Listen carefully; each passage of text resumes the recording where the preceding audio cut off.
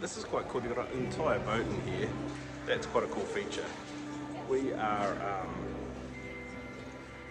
not going to be here that long.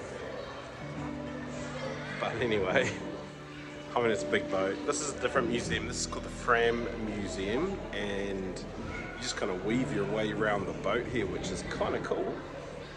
They have a whole boat on top, so let's go check it out. Fram was built to allow travel through Greenland, Iceland, and to withstand the pressures of ice that would come on the boat. So we're talking freezing conditions, and here I am on the boat. How cool is that? They put the whole boat into a museum. What? The weirdest part of this exhibit, it actually feels like the boat's moving. You can feel the rumble of the engine under your feet, and it feels like you are moving.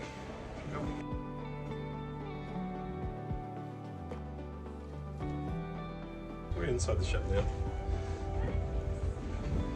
Just wandering around casually. Here we are on our ferry ride. Yeah. Tell everyone about the room, babe. How good is the room that we've booked? I think I'll just be able to fit, but it's a bit hard underneath.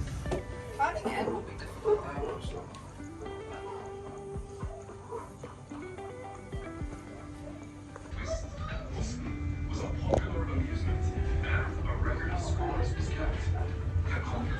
This is actually quite a cool museum to visit, the Fram Museum. This is the frame. We're in the ship.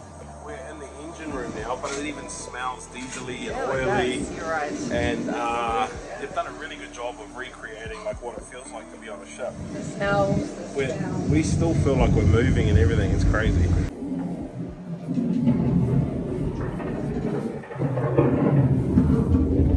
It's been really dark.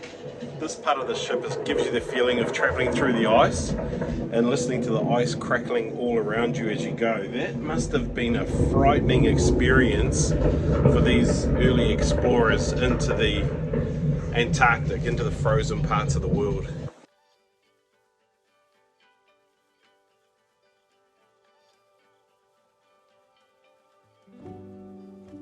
Cool, eh? We're just winding our way through the ship. You just see the lovely coats here, but I think they look like they used to be seals. No animals were harmed in the making of this Gap at 50 video. No. Well, we didn't harm them. Love to wear one.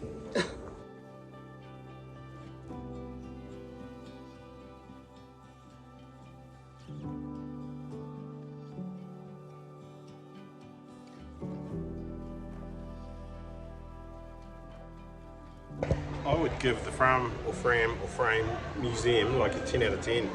That was cool. Lots to look at, see, feel, vibe with.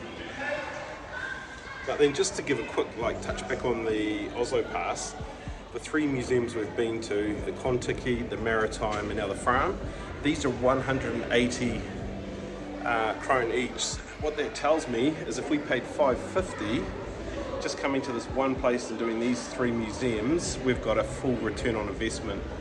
How good's that? Well, that all in all has been a pretty good morning. Just looking over here too, that's where I think a bunch of cruisers come in and out. And there was a whole lot of buses here like a cruise ship just arrived. So this obviously can get busy too as a port, as a city, depending on what comes and goes from it. And the sun's out now, so Oslo, thank you. Where are we, Danielle? At another museum! Which one is this one? It is the North Folk Museum. Folk Museum. Here we go! 1.5 trillion in reserve here in their oil stocks and funds and stuff. Sure do see a lot of Teslas and electric vehicles around.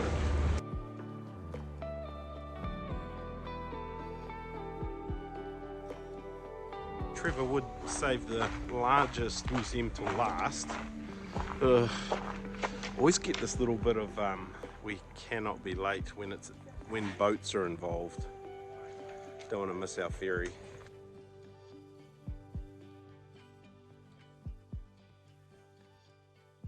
Don't really like museums, But I did want to come and see the weapons that these dudes used to use, because the Vikings are out the gate when it comes to fighting and killing people.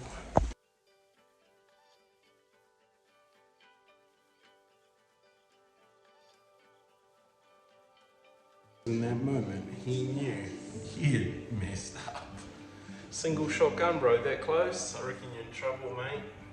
So the Norse or Norway Folk Museum is a collection of buildings that demonstrate how they lived. It's a collection of buildings, it's a collection of exhibits, and it's pretty big. So you're gonna want 2 or 3 hours here. Only we've got 45 minutes, but it's okay. It's all right.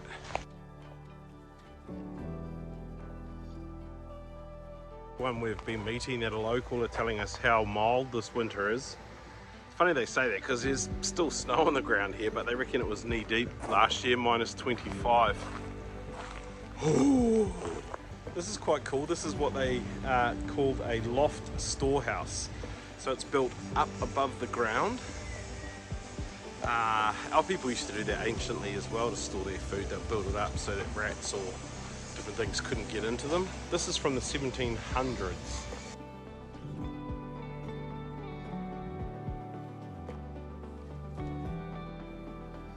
If you come to the Folk Museum and you push for time, the main thing people come here for is the Stave Church. So we're heading directly there now and we'll see what we see on the way out. And I'm sure these old houses from the 1800s, 1700s, 1600s were warm. They just don't feel it today.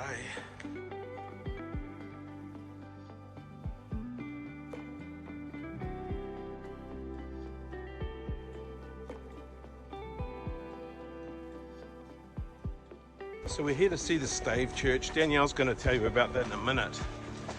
But people will come to this park just to see it. And people will come to Oslo just to come to this park to see this church. So let's go check it out.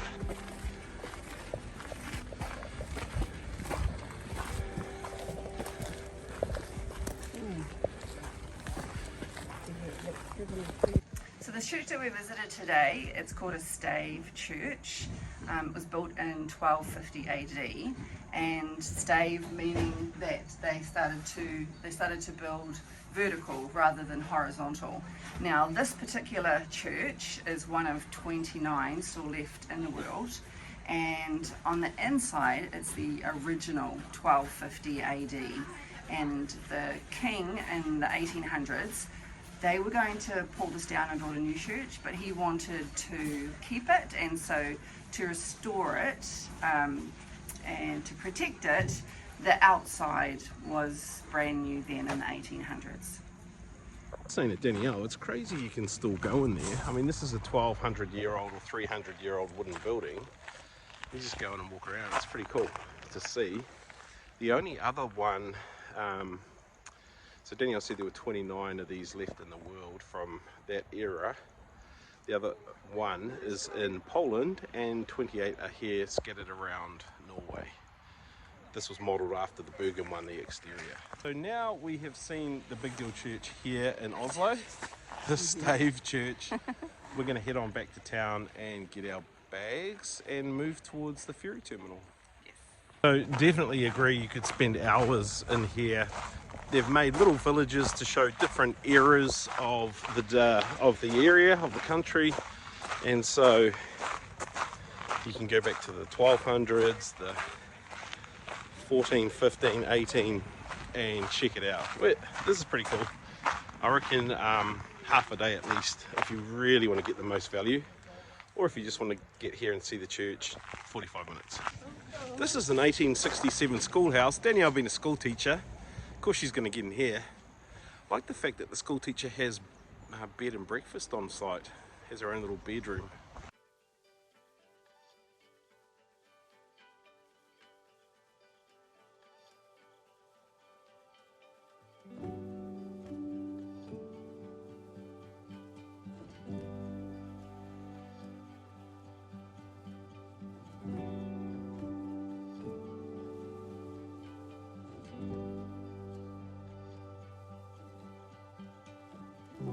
So we are just about done here in Oslo. We're going to wander back through the garden here as we go back to get our bags and then head to the ferry terminal.